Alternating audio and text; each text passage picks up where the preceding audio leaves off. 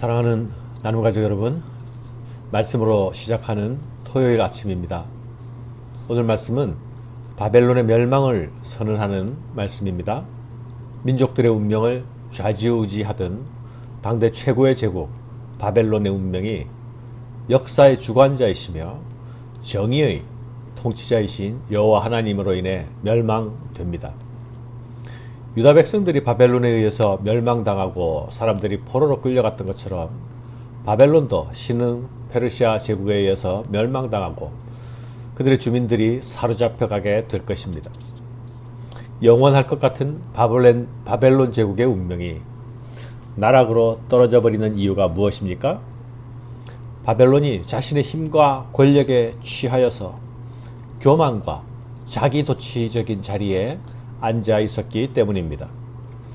그들은 자신들의 힘과 권능이 자신들이 가진 힘과 지혜 때문이라고 생각했습니다.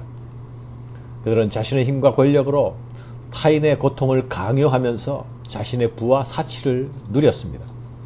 그러면서 스스로 자신들의 제국은 영원할 것처럼 생각했습니다. 하나님은 교만한 바벨론의 죄악을 낱낱이 드러내시고 수치를 당하게 하실 것입니다. 바벨론이 당할 멸망과 수치는 두 가지 사실에 근거합니다. 첫째는 그들의 죄악에 대한 하나님의 보응이요, 둘째는 하나님의 백성 이스라엘을 위한 사랑과 구원 때문입니다. 하나님은 이제 바벨론을 향하여 선언하십니다. 부잣집 처녀같이 곱고 아름다운 바벨론아, 이제 그 자리에서 내려와 티끌에 앉으라. 높은 자리에서 내려와 땅바닥에 앉으라. 너는 더 이상 곱고 아름다운 자라 부름받지 못할 것이다. 너는 이제 네 얼굴을 가리던 너울을 벗고 긴 치마를 걷어올리고 다리를 드러내게 될 것이다. 너는 이제 맷돌을 가는 여종의 신설에 전락하게 될 것이다. 너는 이제 내 속살과 하체가 드러나는 수치와 부끄러움을 당할 것이다. 높은 곳에 앉아서 사치와 영화를 누리던 여인이 한순간에 비천한 종의 모습으로 전락합니다. 그것도 목숨을 구하기 위해 도망하는 종의 신세로 전락합니다. 하나님은 이 일을 하나님의 보복이라 말씀하십니다. 내가 보복하되 사람을 아끼지 아니하리라. 하나님께서 바벨론에게 보복하시는 이유가 무엇입니까? 우리의 구원자는 그의 이름이 만군의 여호와 이스라엘의 거룩한 이시니라. 자기 백성 이스라엘의 빼앗긴 권리를 되찾아 주시기 위함입니다. 하나님은 이스라엘의 구원자, 이스라엘의 고엘이 되셔서 이스라엘의 신원자, 이스라엘의 보복자가 되어 주시는 것입니다. 하나님께서 바벨론의 죄악을 지적하시는 지점을 주목해 봅시다. 6절과 7절 말씀입니다. 전에 내가 내 백성에게 노하여 내 기업을 욕되게 하여 그들을 내 손에 넘겨주었거늘 내가 그들을 긍휼히 여기지 아니하고 늙은이에게 내 멍에를 심히 무겁게 메우며 말하기를 내가 영영이 여주인이 되리라 하고 이 일을 네 마음에 두지도 아니하며 그들의 종말도 생각하지 아니하였도다. 이스라엘이 그들의 손에 들어가게 된 것은 하나님의 자기 백성에 대한 징계와 교훈을 위함이었습니다. 언약 백성 이스라엘이 언약에 신실하지 못했기 때문이죠. 그러나 바벨론은 자신들이 하나님의 도구로 쓰인다는 사실을 알지 못했습니다. 하나님의 주권을 인정하지 않는 교만한 권력은 결코 건강한 권력이 될 수 없죠. 자신들의 한계를 알지 못하는 권력도 마찬가지입니다. 오만한 바벨론은 이스라엘의 긍휼 없는 무자비함, 잔혹함으로 이스라엘을 대했습니다.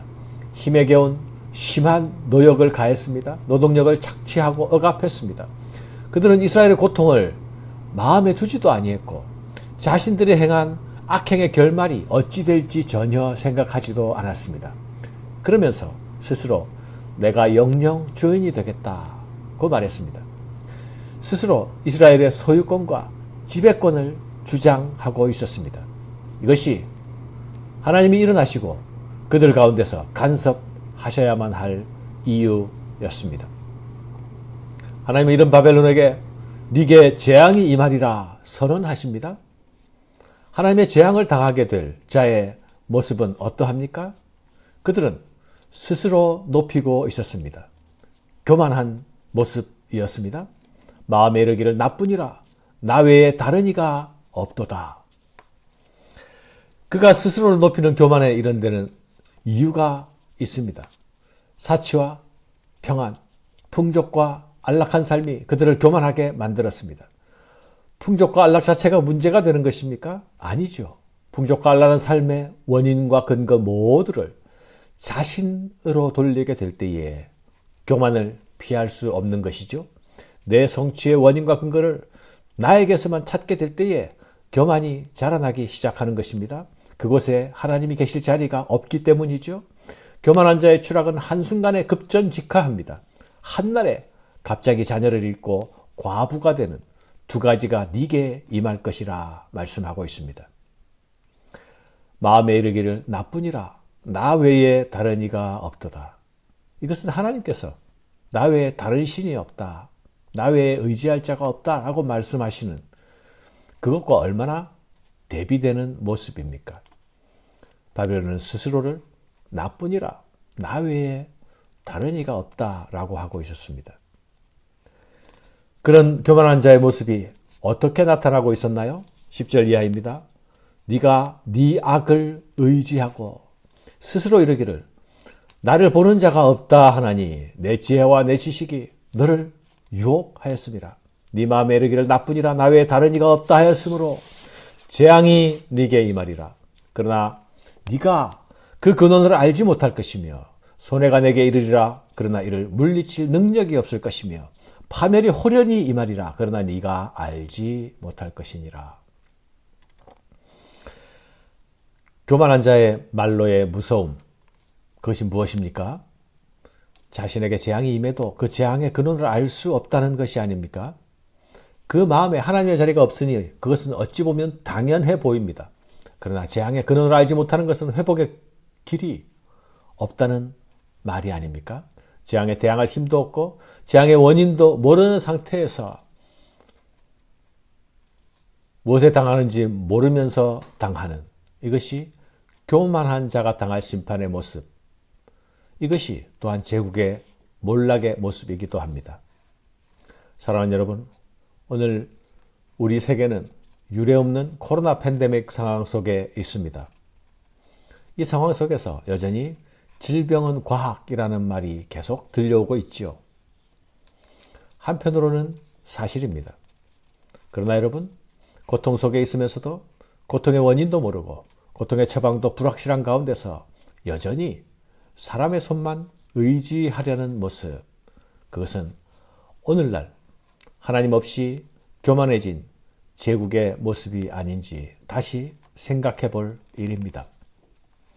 하나님은 무너지는 제국 바벨론의 무능함을 고발하십니다. 이제 너는 젊어서부터 힘쓰던 주문과 많은 주술을 가지고 맞서보라. 혹시 유익을 얻을 수 있을는지, 혹시 놀라게 할 수 있을는지. 네가 많은 계략으로 말미암아 피곤하게 되었도다. 하늘을 살피는 자와 별을 보는 자가 초하루를 예고하는 자들에게 일어나 네게 임할 그 일에서 너를 구원하게 하여 보라. 바벨론이 가지고 있던 수많은 제의적 수단의 무능함을 하나님은 조롱하십니다. 주술사의 마법이 하나님이 내리시는 재앙을 막을 수 있을까요?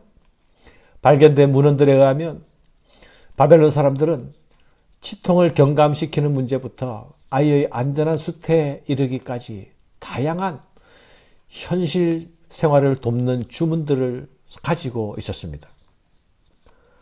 그들은 점성술도 가지고 있었죠. 그러나 그들이 자랑하는 점성술도 무익한 것임을 알게 될 것입니다. 하늘의 별을 관찰하고 하늘의 별을 만들던, 별의 지도를 만들던 그들이었습니다. 그들의 점성술은 천문학에 기초해서 현실의 문제를 해결하는 수단을 제공해 주었습니다. 그러나 그들이 자랑하던 주문과 하늘을 살피는 천문학도, 점성술도 그날에는 할 수 있는 일이 아무것도 없습니다.